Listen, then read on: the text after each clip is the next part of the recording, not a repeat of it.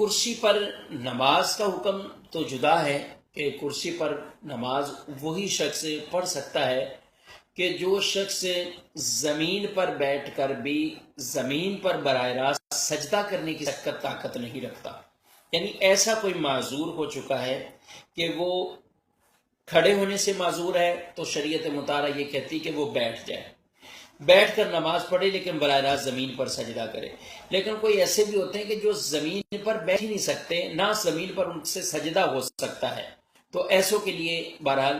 ایسوں سے قیام بھی ساقط ہو جاتا ہے جو زمین پر سجدہ کرنے کی طاقت سکت نہیں رکھتے۔